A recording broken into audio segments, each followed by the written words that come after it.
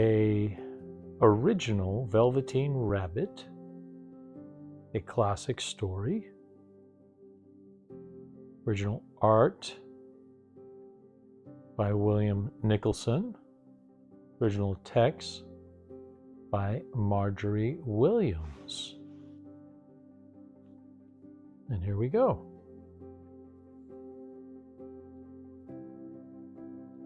There once was a Velveteen Rabbit, and in the beginning he was really splendid. He was fat and bunchy as a rabbit should be.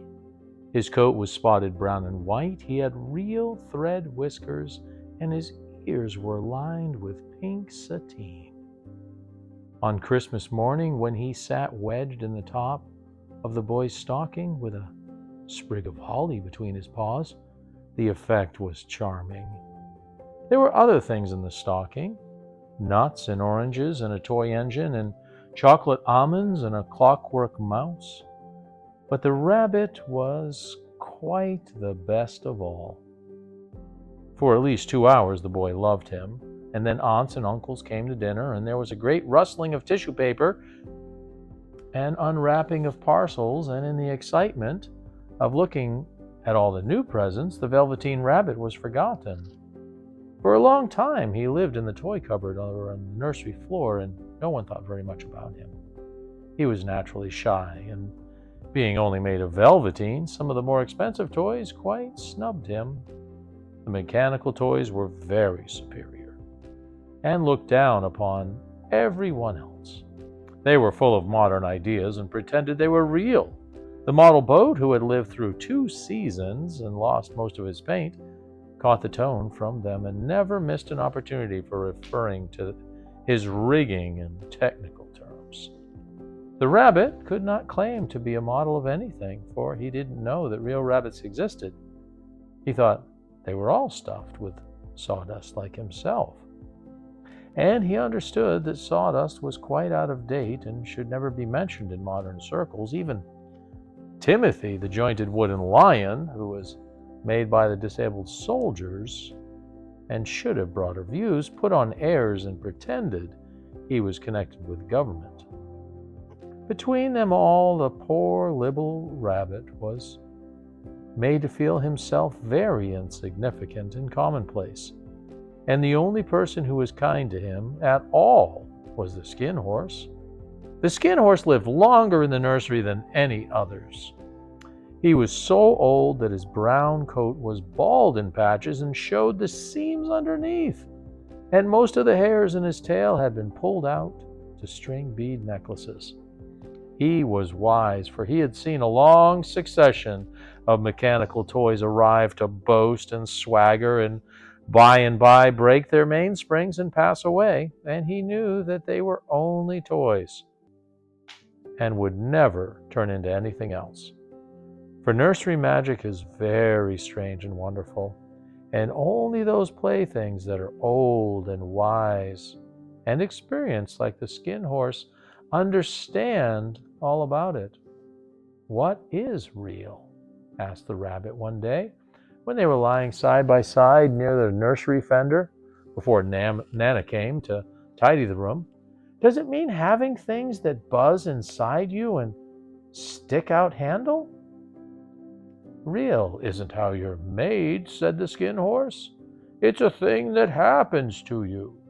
When a child loves you for a long, long time, not just to play with, but really loves you, then you become real." "Does it hurt?" asked the rabbit. "Oh, sometimes," said the Skin Horse, for he was always truthful. "When you are real, you don't mind being hurt." "Does it happen all at once, like being wound up?" he asked, or bit by bit?" "Oh, it doesn't happen all at once," said the Skin Horse. "You become. It takes a long time. That's why it doesn't often happen to people who break easily or have sharp edges, who have to be carefully kept. Generally, by the time you are real, most of your hair has been loved off and Your eyes drop out and you get loose in the joints and very shabby. Huh. But these things don't matter at all, because once you are real, you can't be ugly, except to people who don't understand. Oh, I suppose you are real, said the rabbit. And then he wished he had not said it, for he thought the skin horse might be sensitive, but the skin horse only smiled. The boy's uncle made me real, he said. That was a great many years ago, but once you are real, you can't become unreal again. It lasts for always. The rabbit sighed. He thought it would be a long time before this magic called real happened to him. He longed to become real, to know what it felt like, and yet the idea of growing shabby and losing his eyes and whiskers was rather sad. He wished that he could become it without these uncomfortable things happening to him. There was a person called Nana who ruled the nursery. Sometimes she took no notice of playthings lying about, and sometimes, for no reason whatsoever, she went swooping about like a great wind and hustled them away in the cupboards. She called this tidying up, and playthings all hated it, especially the tin ones. The rabbit didn't mind it so much, for wherever he was thrown, he came down soft. One evening, when the boy was going to bed, he couldn't find the china dog that always slept with him. Nana was in a hurry, and it was too much trouble to hunt for the china dogs at bedtime, so she simply looked about her, and seeing the toy cupboard door stood open, she made a swoop. Here, she said, take your old bunny. He'll do to sleep with you. And she dragged the rabbit out by one ear and put him in the boy's arms. That night, and for many nights after, the Velveteen Rabbit slept in the boy's bed. At first, he found it rather uncomfortable, for the boy hugged him very tight, and sometimes he rolled over on him, and sometimes he pushed him so far under the pillow that the rabbit could scarcely breathe. Oh, and he missed, too, these long moonlit hours in the nursery when all the house was silent, and his talks with the skin horse. But very soon he grew to like it, for the boy used to talk to him and made nice tunnels for him under the bedclothes that he said were like burrows that the real rabbits lived in. And they had splendid games together in whispers when Nana had gone away to her supper and left the nightlight burning on the mantelpiece. And when the boy dropped off to sleep, the rabbit would snuggle down close under his little warm chin and dream, with the boy's hands clasped close round him all night long. Oh, and so time went on, and the little rabbit was very happy, so happy that he never noticed how his beautiful velveteen fur was getting shabbier and shabbier, and his tail coming unsewn, and all the pink rubbed off his nose where the boy had kissed him. Spring came, and they had long days in the garden, for wherever the boy went, the rabbit went too. He had rides in the wheelbarrow and picnics on the grass and lovely fairy huts built for him under the raspberry canes behind the flower border. And once, when the boy was called away suddenly to go out to tea, the rabbit was left out on the lawn until long after dusk, and Nana had to come and look for him with the candle because the boy couldn't go to sleep unless he was there. Oh, he was wet through with the dew and quite earthy from diving into the burrows the boy had made for him in the flower bed, and Nana grumbled as she rubbed him off with a corner of her apron. "You must have your old bunnies," he said. "Fancy all that fuss for a toy." The boy sat up in bed and stretched out his hands. "Give me my bunny," he said. "You mustn't say that. He isn't a toy. He's real." And when the little rabbit heard that, he was happy, for he knew that what the skin horse had said was true at last. The nursery magic had happened to him, and he was a toy no longer. He was real. The boy himself had said it. That night was almost too happy to sleep, and so much love stirred in his little sawdust heart that it almost burst. And into his boot-button eyes that had long ago lost their polish, there came a look of wisdom and beauty, so that even Nana noticed it the next morning when she picked him up and said, "I declare if that old bunny hasn't got quite a knowing expression." Oh, that was a wonderful summer. Near the house where they lived, there was a wood, and long June evenings the boy liked to go there after tea to play. He took the Velveteen Rabbit with him, and before he wandered off to pick flowers or play at the brigands among the trees, he always made the rabbit a little nest somewhere among the bracken, where he would be quite cozy, for he was a kind-hearted little boy and he liked Bunny to be comfortable.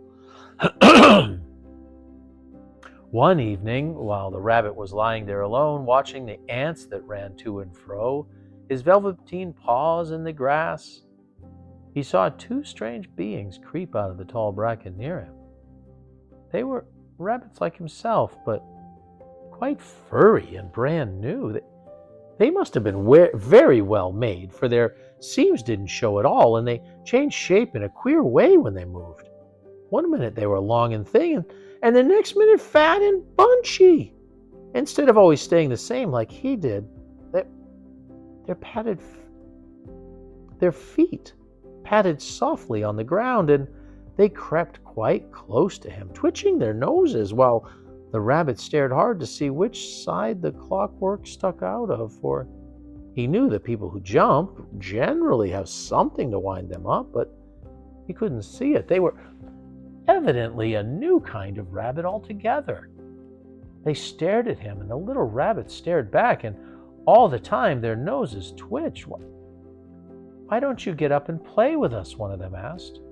"I don't feel like it," said the rabbit, for he didn't want to explain that he had no clockwork. "Oh," said the furry rabbit, "it's as easy as anything," and he gave a big hop sideways and stood on his hind legs. "I don't believe you can," he said. "Oh, I can," said the little rabbit. "I can jump higher than anything." He meant when the boy threw him, of course, but he didn't want to say so. "Can you hop on your hind legs?" asked the furry rabbit. Oh, that was a dreadful question, for the Velveteen Rabbit had no hind legs at all. The back of him was made all in one piece, like a pincushion. He sat still on the bracken and hoped that the other rabbits wouldn't notice. "I don't want to," he said again. But the wild rabbits had very sharp eyes, and this one stretched out his neck and looked. "He hasn't got any hind legs," he called out. "Fancy a rabbit without any hind legs!" And he began to laugh. "I have," cried the little rabbit. "I have got hind legs. I'm sitting on them." "Then stretch them out and show me, like this," said the wild rabbit. And he began to whirl around and dance till the little rabbit got quite dizzy. "I don't like dancing," he said. I'd rather sit still."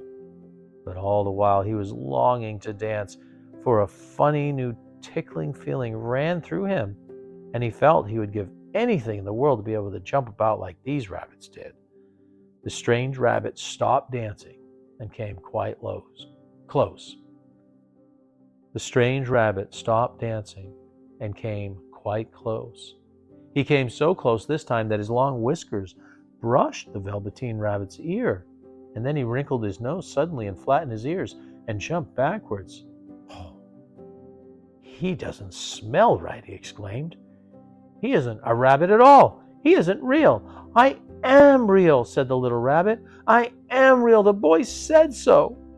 And he nearly began to cry. Just then there was a sound of footsteps, and the boy ran past near them, and with a stamp of his feet and a flash of the white tails, the two strange rabbits disappeared. "Come back and play with me," called the little rabbit. "Oh, do come back. I know I am real." But there was no answer. Only little ants ran to and fro, and the bracken swayed gently where the two strangers had passed. The Velveteen Rabbit was all alone. Oh dear, he thought. Why did they run away like that? Why couldn't they stop and talk to me?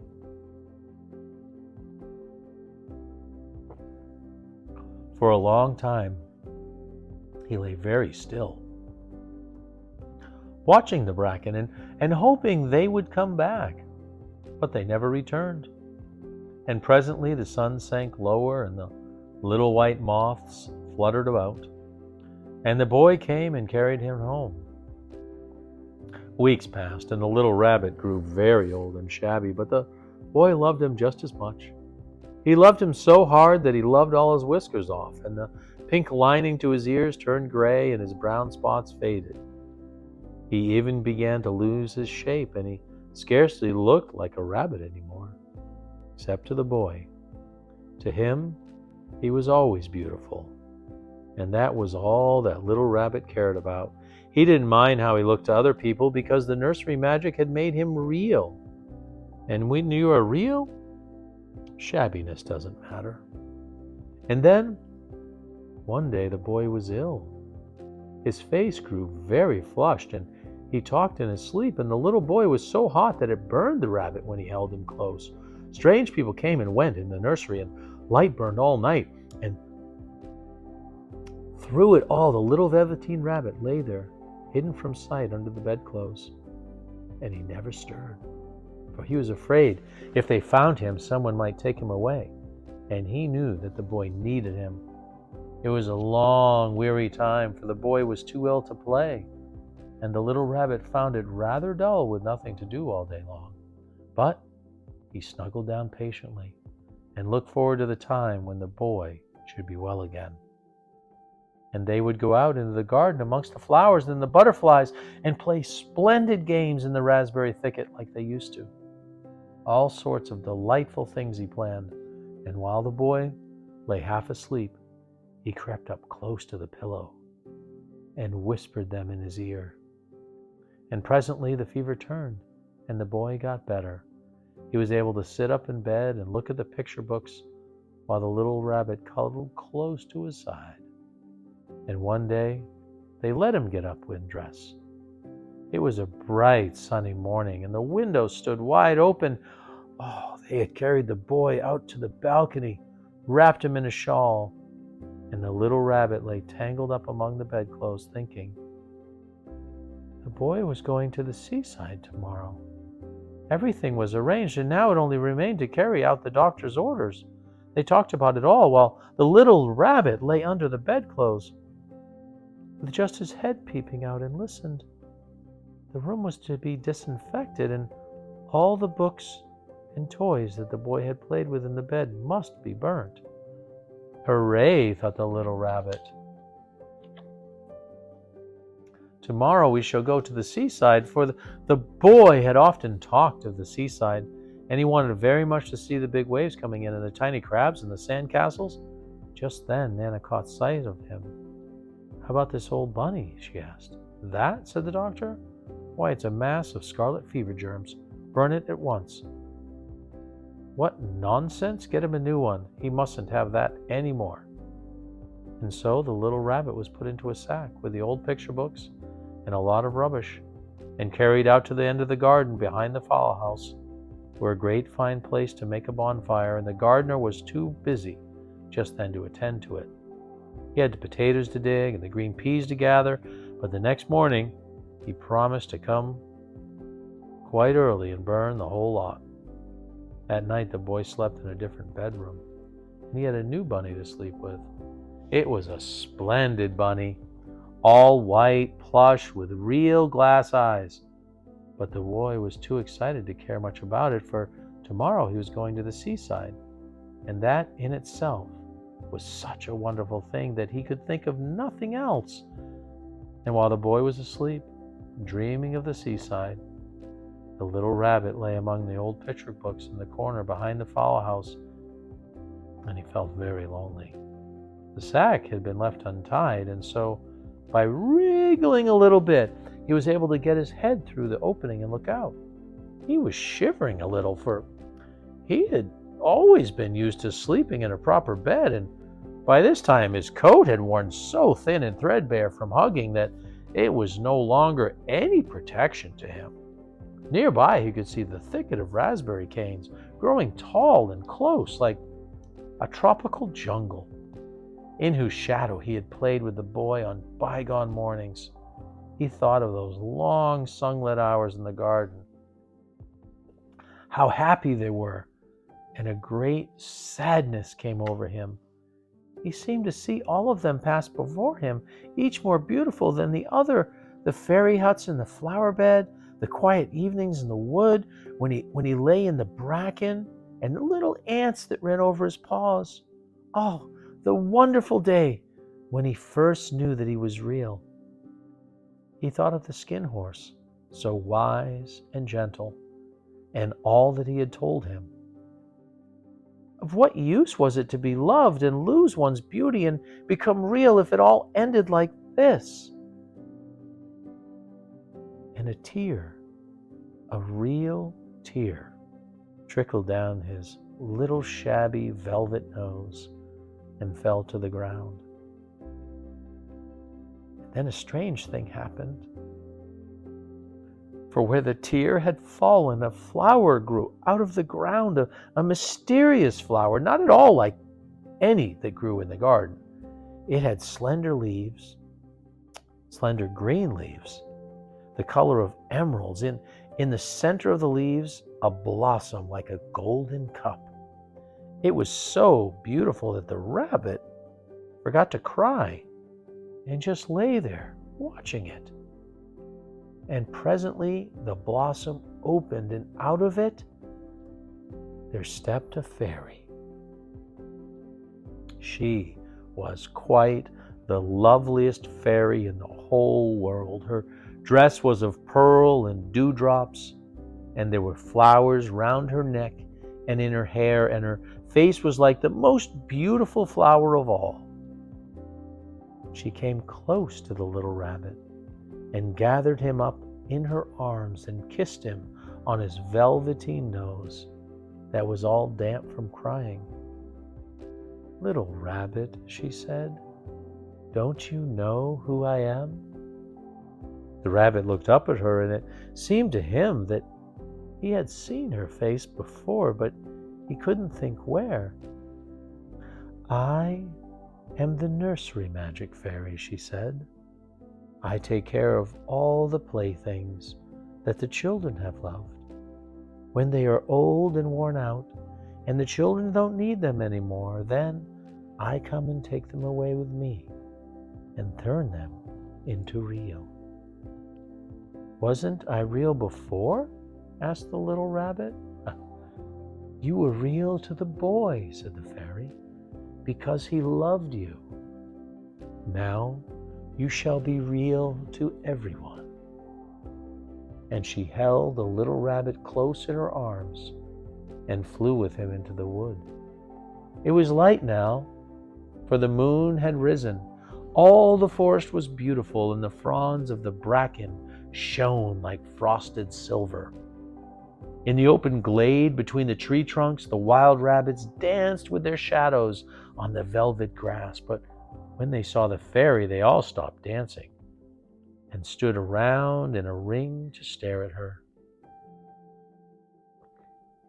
"I've brought you a new playfellow," the fairy said. "You must be very kind to him and teach him all he needs to know in Rabbitland, for he is going to live with you forever and ever." And she kissed the little rabbit again and put him down on the grass. "Run and play, little rabbit," she said.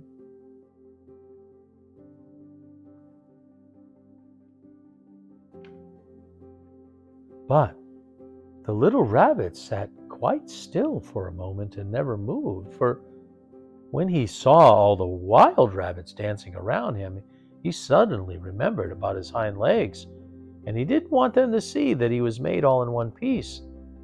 He did not know that when the fairy kissed him that last time, she had changed him altogether.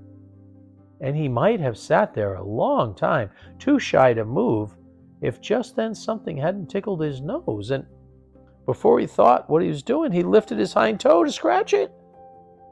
He found that he actually had hind legs. Instead of dingy velveteen, he had brown fur, soft and shiny. His ears twitched by themselves, and his whiskers were so long they brushed the grass. Oh! He gave one leap, and the joy of using those hind legs was so great that he went springing around the turf on them, jumping sideways and whirling around them as the others did, and he grew so excited that when at last he did stop to look for the fairy, she had gone. He was a real rabbit at last, at home with the other rabbits. Autumn passed and winter, and in the spring, when the days grew warm and sunny, the boy went out to play in the wood behind the house. And while he was playing, 2 rabbits crept out from the bracken and peeped at him. One of them was brown all over, but the other had strange markings under his fur, as though long ago he had been spotted, and the spots still showed through. And about his little soft nose and his round black eyes, there was something familiar. So that the boy thought to himself, well, he looks just like my old bunny that was lost when I had scarlet fever. But he never knew that it really was his own bunny, come back to look at the child who had first helped him to be real.